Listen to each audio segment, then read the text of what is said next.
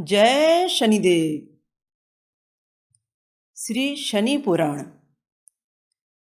श्री शनि पुराण सुनने वाले सभी श्रोताओं को मैं श्री शनि पुराण की रचनाकार लेखिका शनि साधिका डॉक्टर विभाश्री नमस्कार करती हूँ। मेरे द्वारा रचित इस श्री शनि पुराण को जो सन 2003 में प्रकाशित हुआ है, इसे पूरे 17 भागों में विभक्त करके मैं अपनी स्वयं की ही वाणी में सभी की शनि संबंधी समस्त पीड़ा के निवारणार्थ शनि कृपा के साथ आप तक पहुंचाने का प्रयास कर रही हूं। इसके अंतर्गत आज ऑडियो बुक में आप भाग 5 का श्रवण करेंगे।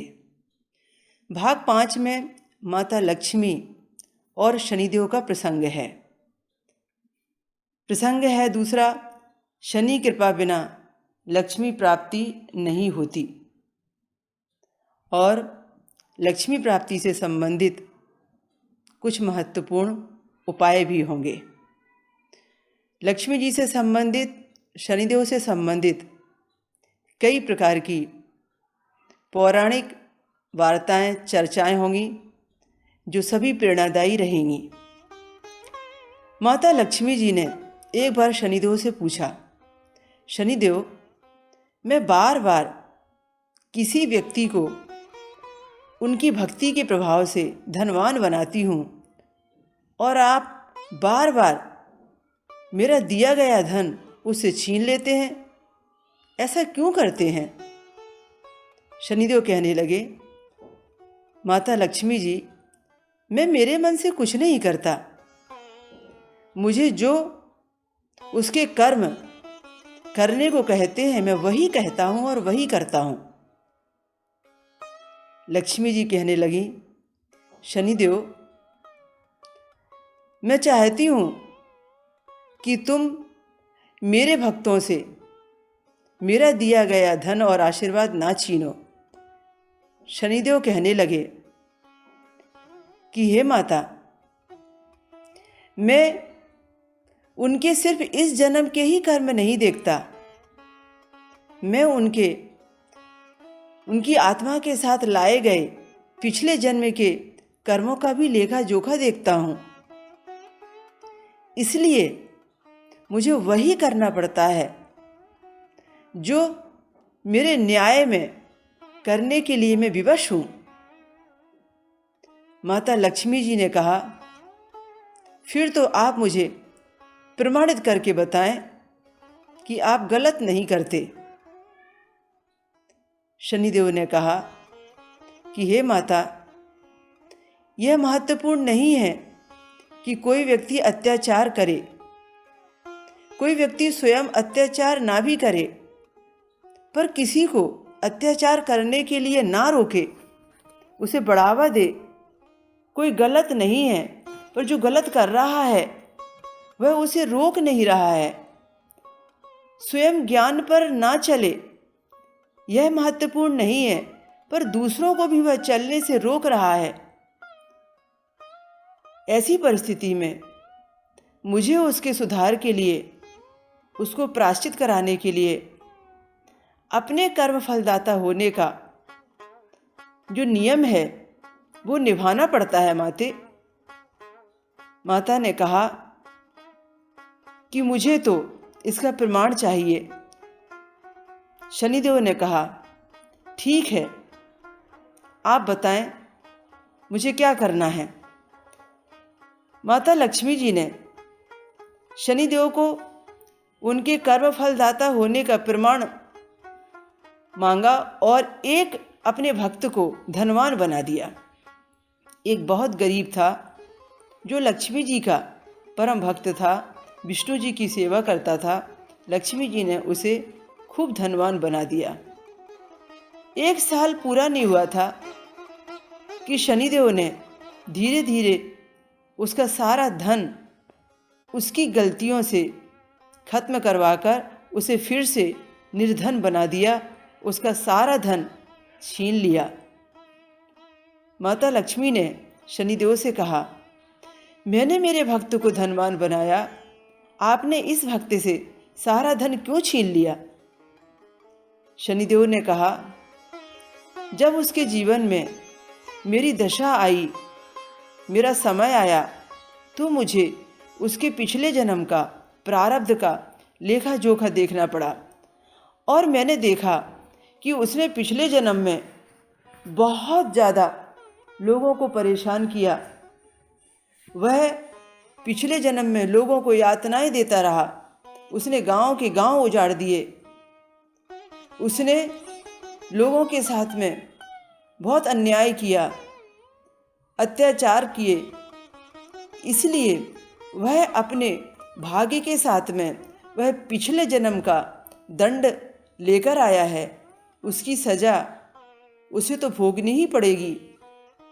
यही कारण है कि आपने उसे जब धन दिया तब मेरा समय नहीं था। जब मेरा समय उसके जीवन में प्रारंभ हुआ तो मैंने पूर्व जन्म के सारे उसके लेखे जोखे देखे, और फिर जो वह करनी भोग के लिए लेकर आया था, उसके कर्म भोग के अनुसार मुझे उसका धन नष्ट कर देना पड़ा। माता लक्ष्मी ने कहा, धन्य हो शनिदेव आप, और धन्य है आपका न्याय। मैं तो सिर्फ वर्तमान में भक्ति देखकर ही प्रसन्न हो जाती हूँ, पर आपके लिए तो पिछले जन्म का, इस जन्म का और आगे आने वाले भविष्य का, तीनों का कर्म फल देखना आपके लिए जरूरी होता है। यह तो सिर्फ आप ही कर सकते हैं। इस तरीके से माता लक्ष्मी जी के बारे में और शनिदेव के बारे में एक पौराणिक प्रसंग भी आता है। पौराणिक प्रसंग ऐसा है कि एक बार माता लक्ष्मी जी कहने लगीं कि शनिदेव, मैं तुमसे ज़्यादा श्रेष्ठ हूँ। लोग मेरे उपासक ज़्यादा हैं, लोग मुझे ज़्यादा मानते हैं, लोगों को लक्ष्मी की ज़्यादा ज़रूरत है, मैं ज़्यादा लोकप्रिय हूँ। शनिदेव कहने लगे, नहीं माते, ऐसी बात नहीं है। लोगों को मैं ज़्यादा पसंद हूँ, लोग मेरे पुजारी ज़्यादा हैं, लोग मेरी सेवा के लिए मेरे मंदिरों में ज़्यादा आते हैं, लोगों की भीड़ मेरे मंदिर में ज़्यादा लगी रहती है, मुझे ज़्यादा मानते हैं। मुझे लोगों को बहुत ज़्यादा भक्तिभाव देखकर कई बार ऐसा लगता है कि इनके कर्मों का फल मैं इन्हें कैसे दूं। तब लक्ष्मी जी कहने लगी कि नहीं, मैं ज़्यादा सर्वश्रेष्ठ हूँ। शनिदेव कहने लगे, नहीं माते, मैं ज़्यादा सर्वश्रेष्ठ हूँ। तब माता लक्ष्मी ने कहा, हम ब्रह्मा जी के पास जाते हैं और ब्रह्मा जी से यही प्रश्न करते हैं। ब्रह्मा जी जो न्याय करेंगे हम वही स्वीकार कर लेंगे। माता लक्ष्मी जी और शनिदेव दोनों ब्रह्मा जी के पास पहुँचे। प्रश्न अपना वही रखा।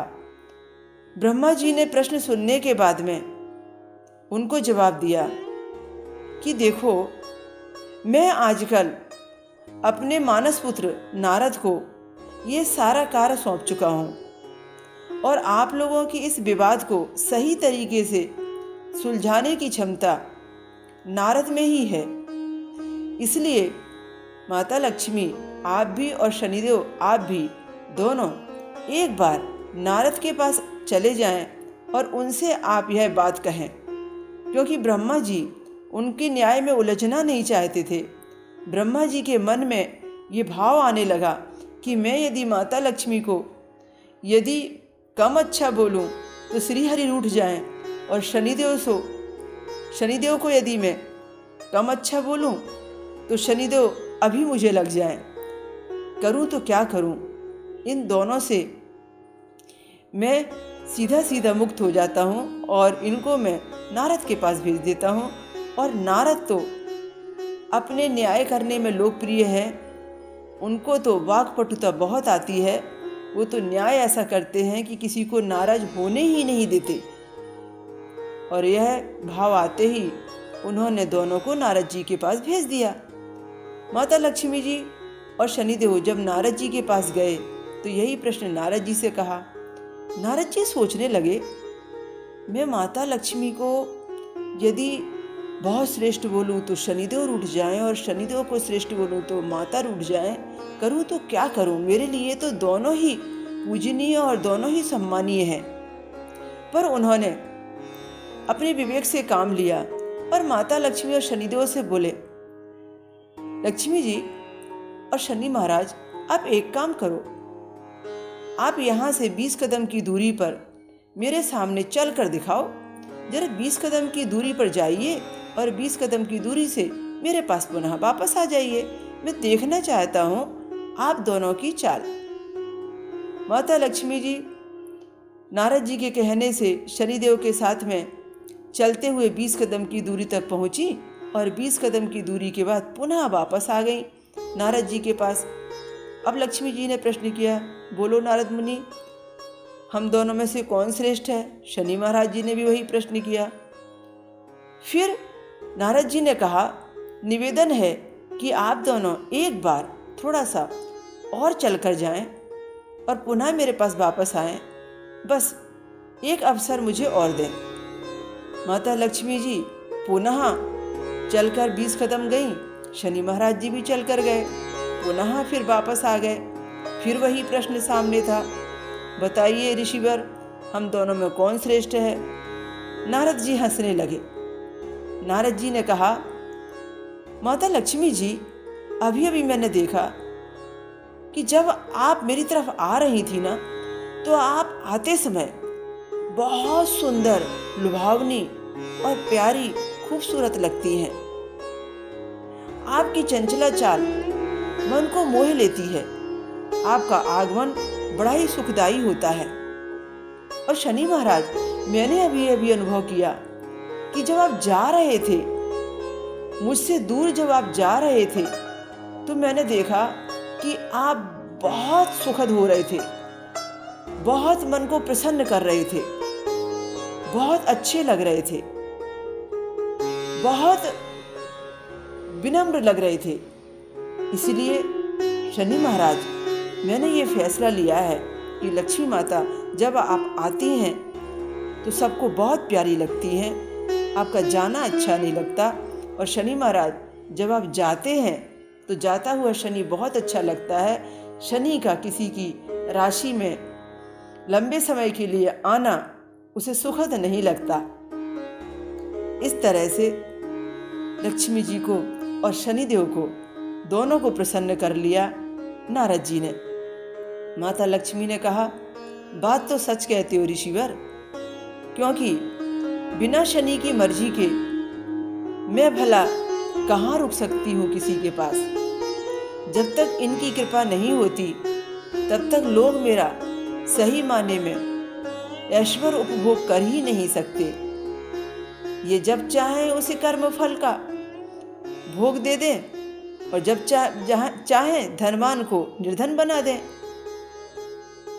तब नारद जी कहने लगे, हाँ लक्ष्मी माता, जितना आपका मान जरूरी है उतना ही शनिदेव का सम्मान भी बहुत जरूरी है।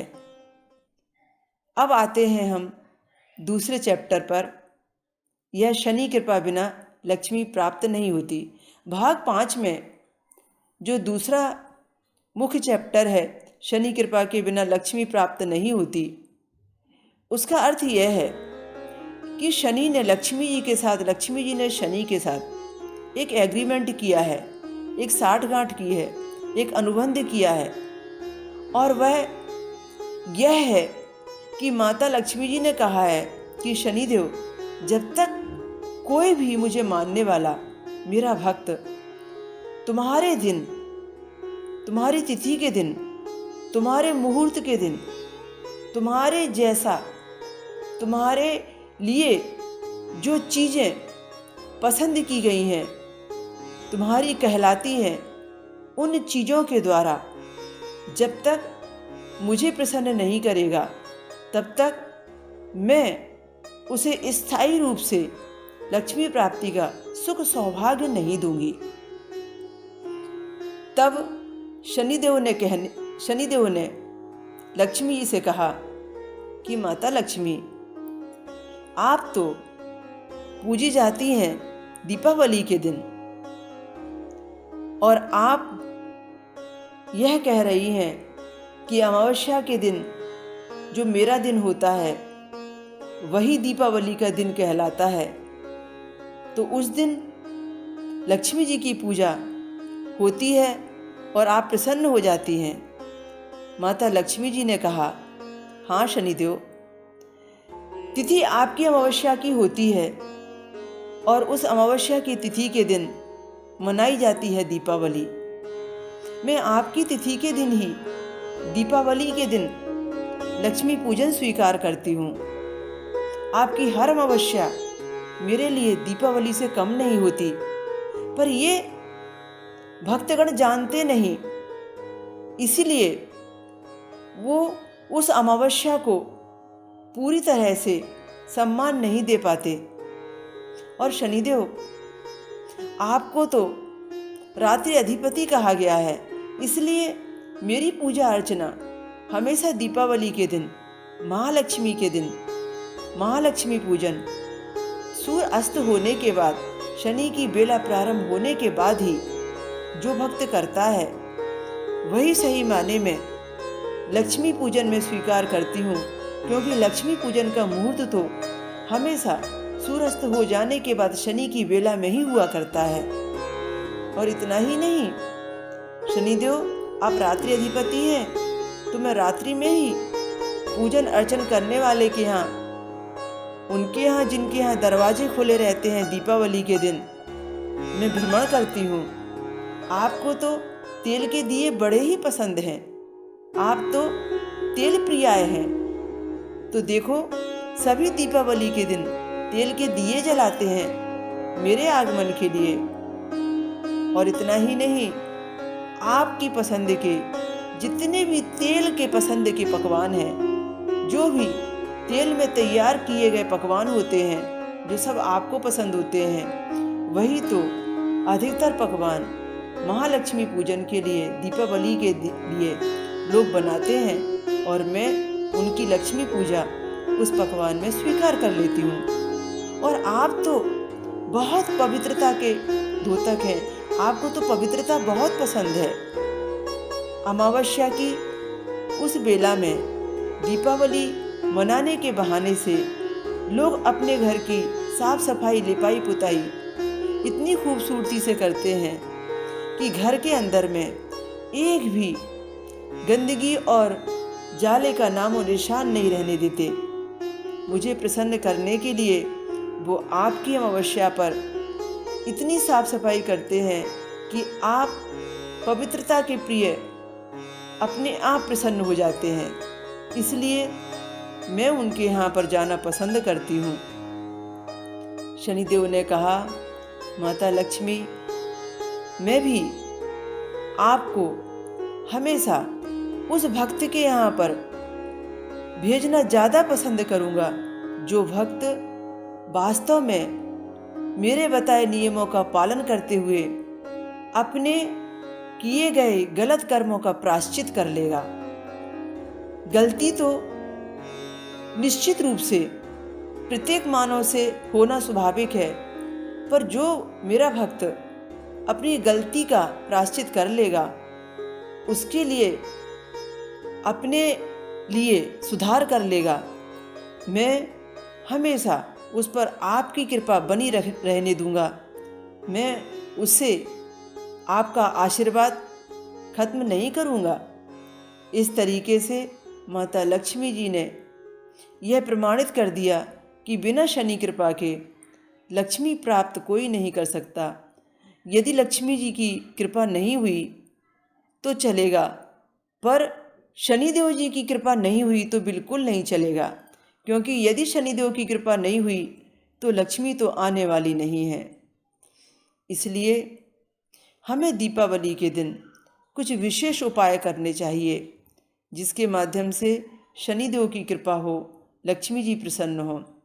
हम अक्सर एक भूल किया करते हैं कि दीपावली तो मनाते हैं, पर हम शनिदेव को वह आदर सत्कार देना भूल जाते हैं जो कि लक्ष्मी जी को दिया करते हैं। यही कारण है कि वह दीपावली हमें पूरी तरह से लक्ष्मी प्राप्ति का आशीर्वाद नहीं दे पाती।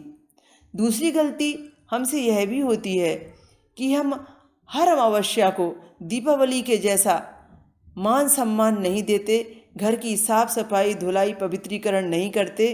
पूरी तरह से हम अपने आप को और घर को, व्यापार को सही तरीके से रखने का प्रयास नहीं करते। इसलिए हमारे लिए लक्ष्मी प्राप्ति के उपायों में बहुत महत्वपूर्ण उपाय है दीपावली के दिन ही नहीं, प्रत्येक अमावस्या के दिन किया जाने वाला शनि कृपा का उपाय। सबसे पहले हम बात करते हैं कि हर दीपावली के दिन हमें ऐसा क्या करना चाहिए कि जिस दिन शनिदेव अति प्रसन्न हों और माता लक्ष्मी जी आएँ तो शनिदेव जी उन्हें लंबे समय तक के अपने भक्त के यहाँ रहने का आशीर्वाद दें और माता लक्ष्मी जी शनि कृपा से लंबे समय तक उस लक्ष्मी पूजन करने वाले के यहाँ ठहरें जो 1 साल तक दीपावली की पूजा का इंतजार करता रहा है। यह तो शनि समय में ही संभव हो सकता है। और दीपावली के दिन क्या किया जाए यह भी आपको बताते हैं। दीपावली के दिन जिस तरीके से हम लक्ष्मी पूजा करते हैं उसी तरीके से हमें बिल्कुल बराबर पर शनिदेव जी का सम्मान करके उनका भी पूजन करना ही चाहिए। छोटा सा एक उपाय, हमें लक्ष्मी पूजन के समय एक छोटी सी चौकी, पीढ़ा, पाटा लेना चाहिए। उसके ऊपर काला वस्त्र बिछाना चाहिए। उस काले वस्त्र के ऊपर में 1 किलो साबुत उड़द रखकर शनिदेव का आसन बनाना चाहिए और उस उड़द के ऊपर में यदि हमारे पास में कोई यंत्र है, कोई शनिदेव की तस्वीर है, कोई फोटो है, कोई शनिदेव का कुछ भी भोजपत्र पर बना हुआ भी यदि यंत्र है या लौह प्रतिमा है या लौह स्तंभ है, जो भी चीज़ ऐसी है जिसे हमने शनिदेव के रूप में सम्मान दे रखा है वो उस पर रखनी ही चाहिए। और इसके बाद में माता लक्ष्मी जी के लिए घी का दिया जलाना चाहिए और शनिदेव के लिए तेल का दिया जलाना चाहिए। जो भी हमने उड़द के ऊपर में तस्वीर यंत्र या प्रतिमा रखी है, ठीक उसके आगे में हमें 100 ग्राम काली तिल छोटे से पात्र में लेकर, छोटी प्लेट या कटोरी जो भी है उसमें लेकर वहाँ रखनी चाहिए और उस काली तिल के ऊपर में एक तेल का सुंदर नया दिया जलाना चाहिए। दिया इतना बड़ा होना चाहिए कि वह दिया कई घंटे जल सके। और शनिदेव के भोग के लिए उनके पसंद के उड़द के बड़े जरूर होना चाहिए, तिल के लड्डू जरूर होने चाहिए, तिल की रेवड़ी या उड़द और तिल से बने पकवान जो भी उस समय उपलब्ध हो सकें वहाँ होने चाहिए। इसका नैवेद्य शनिदेव को अर्पण करना चाहिए। और माता लक्ष्मी जी के लिए जो भी मिष्ठान, जो भी दीपावली का घर में बना हुआ पकवान है वो अर्पण करना चाहिए। एक छोटा सा पात्र लेकर हवन तैयार करना चाहिए। उस पात्र के अंदर में कोयले या कंडे की अग्नि तैयार करके हमें छोटा सा हवन करने का प्रयास करना चाहिए। लक्ष्मी जी की उपासना के लिए और शनिदेव की प्रसन्नता के लिए केवल महालक्ष्मी पूजन के समय, केवल दीपावली के दिन ही ये हवन होता है। उस हवन में खीर और पूड़ी बहुत अनिवार्य होती है। खीर और पूड़ी से विष्णु लक्ष्मी का भोग बनता है और पूड़ी जो तेल से तली हुई होती है उससे शनिदेव की प्रसन्नता बढ़ जाती है। और खीर जो मीठा मिष्ठान है वो विष्णु लक्ष्मी के भोग को तैयार करती है। हमें 2 पूड़ियाँ बनाकर उसमें छोटे छोटे से 21 निवाले बना लेने चाहिए और एक पात्र में खीर ले लेनी चाहिए। खीर चावल की बढ़िया काजू किशमिश वाली, मेवा वाली होना चाहिए और भगवान को नैवेद्य रखना चाहिए। उड़द के बड़े जो शनिदेव के नाम से बने हुए हैं 2 उड़द के बड़े में 8 भाग करके 8 निवाले कर देने चाहिए। और इसके बाद में 1 तिल के लड्डू के 2 निवाले कर देने चाहिए। हवन यज्ञ में अब हमें आहुति देना चाहिए। गुरु मंत्र की आहुति, गणपति मंत्र की आहुति, शिव जी को नमन करके और विष्णु जी का ध्यान करके 2-2 आहुति देकर हमें महालक्ष्मी और शनिदेव के मंत्र से अब आहुति देना चाहिए।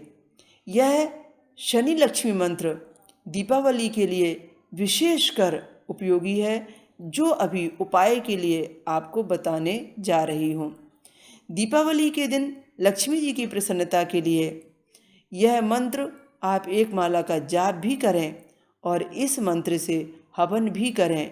जो भी नैवेद्य अभी अभी तैयार किया गया है लक्ष्मी जी के लिए और शनिदेव के लिए, वह बारी बारी से 1-1 निवाला हम यह मंत्र पढ़कर अर्पण करें और स्वाहा करें। और हर मंत्र के बाद जब हम नैवेद्य अग्नि में डालें तो हम ये शब्द जरूर बोलें, इदम महालक्ष्मी इदम नमम, इदम शनिश्चराय इदम नमम। हमें करना क्या होगा? हमको सबसे पहले शुद्ध घी यदि गाय का देशी घी है तो अति उत्तम, शुद्ध घी की आहुति से हमें गणपति जी को नैवेद्य ओम गम गणपते नमः या वक्रतुंड महाकाय सूर्यकोटि संप्रभा निर्विघ्नं कुरु मे देव सर्वकार्येषु सर्वदा, जो भी आपके लिए उपयुक्त हो 2 बार मंत्र पढ़कर आप आहुति दें। आप गुरु मंत्र बोलें। आपने जिस किसी को भी गुरु रूप में वर्ण किया है उनका ध्यान करके आहुति दें। नहीं तो देवों के देव महादेव जो शनि महाराज के गुरु हैं और सबके गुरु हैं, उनको भी गुरु रूप में मान्यता मिली है। और आप ओम गुरुवै नमः, ओम नमः शिवाय, ओम नमः शिवाय कह के आहुति दे सकते हैं। गुरु गणपति की और शिव जी की वंदना करने के बाद, घी की आहुति देने के बाद में विष्णु जी का ध्यान कीजिए और ओम नमो नारायणाय, ओम वासुदेवाय नमः, जो भी आपको उचित लगता है आप मंत्र पढ़ के 2 आहुति घी की डालिए। और नारायण के नाम से आहुति डालने के बाद में आपको अब महालक्ष्मी जी का और शनिदेव का वो मंत्र पाठ करना है जो मैं आपको बताने जा रही हूँ। और जितनी भी सामग्री है उनकी आहुति देनी है। थोड़ी सी खीर को उस पूड़ी के निवाले से लेकर अग्नि में आहुति देनी होगी। और इसी तरीके से उड़द के जो बड़े हैं और तिल के जो लड्डू हैं उनकी आहुति देनी होगी। मैं आपको ये उपाय इसलिए बता रही हूँ कि मैं लंबे वर्षों से हर दीपावली पर यह उपाय करती हूँ। और मेरे शनि आश्रम औरंगाबाद में और N2 सिडको के शनि मंदिर में औरंगाबाद में कभी मैं यहाँ दीपावली पर होती हूँ तो मैं बहुत बड़े पैमाने पर अपने भक्तों से ये दीपावली के दिन निश्चित रूप से ये उपाय कराती हूँ और उसका सुफल बहुत अच्छा होता है। आपके पास घर में जो भी मिष्ठान है, जो भी नैवेद्य आपने बनाया है, सबकी 1-1 आहुति भी उस दिन अग्नि में देना ही चाहिए। तो ये मंत्र है, वह मंत्र को मैं उच्चारण कर रही हूँ। लक्ष्मी जी के मंत्र का बीज मंत्र है श्रीम। श्रीम को लक्ष्मी जी का पूरा मंत्र कहा गया है। तो लक्ष्मी जी के मंत्र का जो बीज रूप है श्रीम, इसको 3 बार बोलना है, श्रीम श्रीम श्रीम। अब इसके बाद में शनिदेव जी का मंत्र है ओम शम शनिश्चराय नमः। तो हमें बोलना है ओम शम शनिश्चराय नमः। अब जो श्रीम श्रीम श्रीम हमने आगे लगाया था वही हमें पीछे भी लगाना है। शनिश्चराय नमः बोलने के बाद श्रीम श्रीम श्रीम। अब ये पूर्ण दीपावली का मंत्र हुआ, श्रीम श्रीम श्रीम ओम शम शनिश्चराय नमः श्रीम श्रीम श्रीम। ये पूरा मंत्र हुआ। शनि महालक्ष्मी मंत्र कहा गया है और ये दोनों के बीज मंत्र से बना है, और ये दीपावली के दिन ऐसे ही हवन यज्ञ के लिए उपयुक्त है। और हमने तो इसके बड़े बड़े अनुष्ठान भी कराए हैं लोगों से। आप इस मंत्र को पढ़ें और इस मंत्र से उस दिन हर प्रसाद की आहुति दें। आखिरी में जब हवन समापन होने लगे तब उस समय में आप एक आहुति तेल की भी अवश्य देवें। थोड़ी सी तेल की धार बनाकर अग्नि में डालें और शनिदेव का एक मंत्र पढ़ें जो रोग, शत्रु और ऋण से मुक्ति दिलाता है, जो तांत्रोक्त मंत्र कहलाता है। ओम प्राम प्रीम प्रोम सह शनिश्चराय नमः। ओम प्राम प्रीम प्रोम सह शनिश्चराय नमः। इस मंत्र का पाठ करते हुए आप तेल की आहुति थोड़ी धार बनाकर डालें। इस तरीके से ये हमने हवन के बारे में आपको जो दीपावली के दिन किया जाता है एक छोटा सा उपचार बताया। ये महालक्ष्मी पूजन का, ये शनि महाराज जी की प्रसन्नता का जो ये हवन है, उपाय है, उपचार है, ये हम शनिश्चरी अमावस्या के दिन भी करते हैं तो हमें ठीक दीपावली के दिन के जैसा वैसा ही फल मिलता है जैसा कि हमने दीपावली पर माता लक्ष्मी जी को मनाया और शनिदेव को प्रसन्न किया। साल में कभी 2 बार और साल में कभी 3 बार ये शनिश्चरी अमावस्या का त्यौहार आता है। शनिवार का दिन हो और अमावस्या आ जाए। अमावस्या जब शनिवार के दिन आती है तो शनिश्चरी अमावस्या कहलाती है। यह शनिदेव से संबंधित समस्त प्रकार के रोग, दोष, भय, बाधा, परेशानी, कष्ट, शनि की महादशा, शनि की 7.5 ढैया, शनि की अंतरदशा, प्रत्यांतर दशा, शनिदेव से संबंधित समस्त प्रकार के जन्म दोषों की शांति के लिए, उपाय के लिए बहुत बड़ा मुहूर्त मानी गई है। इसी तरीके से यह हवन पूजन, यह उपचार, यह शांति उपाय, यह महालक्ष्मी और शनिदेव को प्रसन्न करने का उपाय आप 2.5 साल में एक बार उस दिन भी कर सकते हैं जिस दिन शनिदेव एक राशि से दूसरी राशि में प्रवेश करते हैं, जिन्हें हम शनिदेव का राशि परिवर्तन कहते हैं, शनि पलट कहते हैं। शनिदेव के राशि परिवर्तन के समय में उस मुहूर्त के अनुसार में संध्या काल में यह करना चाहिए और इसको करने से उस समय 2.5 साल में जिस राशि में भी प्रवेश कर रहे होते हैं उसका तो लाभ आप ले ही सकते हैं, पर पूरा 12 राशियों पर जो प्रभाव पड़ने वाला होता है उसकी नकारात्मक ऊर्जा को कम करके आप सकारात्मक ऊर्जा उनकी प्रवेश की बढ़ा सकते हैं, उनकी कृपा पा सकते हैं। इस तरीके से ये उपाय कब करना चाहिए, कैसे करना चाहिए, संक्षिप्त में आपको मैंने बताया। इसका लाभ जरूर लेना चाहिए। मैं आपको दैनिक रूटीन में एक छोटी सी साधना बताती हूँ। वह साधना लक्ष्मी प्राप्ति के लिए है। जब कभी भी शनिदेव का समय चले और आपको ऐसा महसूस हो, मैंने अपने शनि पुराण में कई जगह इसका जिक्र किया है कि हमें हमेशा सद्मार्ग पर चलने से ही लक्ष्मी की प्राप्ति होती है। हर परिस्थिति में, चाहे वो परिस्थिति कैसी भी विपरीत हो, हमें सद्मार्ग पर ही चलना चाहिए, मार्ग नहीं छोड़ना चाहिए। इसलिए हमें सद्मार्ग पर चलाने का जो कार्य है वो माँ गायत्री करती हैं। माँ गायत्री के मंत्र में, जिसमें हम गायत्री महामंत्र में देखते हैं कि हम जब लास्ट में उस मंत्र के उच्चारण में कहते हैं धियो यो नः प्रचोदयात्, यानी मुझे सद्मार्ग पर चलने की प्रेरणा दें, मुझे बताएं कि मुझे किस मार्ग पर जाना है, मुझे श्रेष्ठ मार्ग बताएं, मैं संस्कारवान जीवन जीकर धर्म के मार्ग पर चलूं। हम परमात्मा से प्रार्थना कर रहे होते हैं कि मेरी जिंदगी के मार्ग प्रशस्त हों। तो वो जो गायत्री मंत्र है वो अपने आप में बड़ा अद्भुत मंत्र है। ये शनिदेव के समय में बड़ा काम आता है। मैंने अपने जीवन काल में स्वयं भी गायत्री मंत्र के पुनश्चरण किए।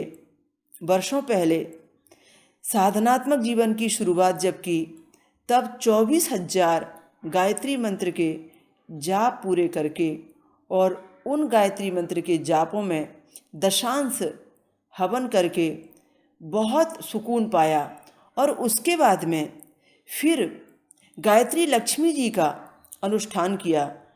आज मैं आपको गायत्री लक्ष्मी का अनुष्ठान बता रही हूँ। आर्थिक संकट के समय में आप क्या करेंगे? गायत्री लक्ष्मी का अनुष्ठान आप इस तरह करेंगे कि जो गायत्री मंत्र है, गायत्री मंत्र ओम भूर्भुवः स्वाहा तस्य वितुर्वरेण्यं भर्गो देवस्य धीमहि धियो यो नः प्रचोदयात्। इस गायत्री मंत्र के आगे यदि आपने 3 बार श्रीम श्रीम श्रीम लगा लिया तो ये महालक्ष्मी गायत्री मंत्र बन जाता है। हमें गायत्री मंत्र को महालक्ष्मी गायत्री मंत्र बनाकर उपासना करनी ही चाहिए। ये उपासना आप जब भी करें तब ये निश्चित मान के चलें, ये 8 दिन में शनि के 8 के अंक के अनुसार पूरी हो जानी चाहिए। और इस मंत्र के जाप 24,000 बार होने चाहिए। 24,000 मंत्र जाप यदि आप 8 दिन में पूरे कर लेते हैं तो निश्चित रूप से आपको जो सुकून मिलेगा वो सुकून बड़े अनुष्ठानों के करने से ही प्राप्त हो सकता है। सबसे पहले आप निश्चित दिन चुनें। यदि ये अनुष्ठान सावन के समय में किया जाए तो सावन के शनिवार के मान बहुत अच्छे होते हैं। शनिवार का दिन हो, सावन का महीना हो और आपने शनिवार से शनिवार इसे चुन लिया तो अति उत्तम। आपको गायत्री का जो महालक्ष्मी पूजन पुनश्चरण करना है उसमें सबसे पहले श्रीम श्रीम श्रीम ओम भूर्भुवः स्वः तस्य वितुर्वरेण्यं भर्गो देवस्य धीमहि धियो यो नः प्रचोदयात्। इस मंत्र का पहले आप 24,000 बार जाप कर लें। अब 24,000 बार जाप करने के बाद में इसका दशांश यानी 2400 बार आपको अब इसकी आहुति देनी होगी। जब 2400 बार आप इसकी आहुति देंगे तब भी आप निश्चित कर लें कि आपको अनुष्ठान के समापन पर कौन से दिन आहुति देनी है। यदि दिन शनिवार का पड़े तो अति उत्तम है। आप जब हवन यज्ञ करें, आपके घर में ही अग्नि प्रज्वलित करके ये हवन यज्ञ करें। उस हवन यज्ञ में हम घर में चारु समिधा तैयार कर सकते हैं। हम बाजार से भी हवन सामग्री का उपयोग कर सकते हैं।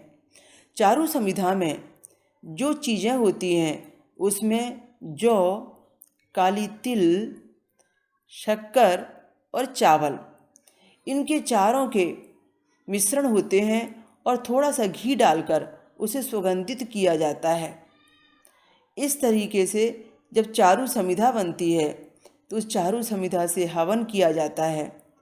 और इसके साथ में हम लक्ष्मी जी को प्रसन्न करने के लिए वही भोग बनाएं खीर पूड़ी वाला, और शनिदेव को प्रसन्न करने के लिए वही भोग बनाएं उड़द के बड़े वाला। और उसके बाद में यह पुनश्चरण पूरा करके हवन पूजन करें। और आखिरी में गोटा नारियल डालकर, जिस पर नारियल के ऊपर कवर ना हो, ऐसा नारियल का गोला डालकर पूर्णाहुति करें और माता लक्ष्मी जी से प्रार्थना करें कि वो मुझे सद्मार्ग पर चलाकर मुझे धन दें और वह धन मुझे स्थिर रूप से टिके।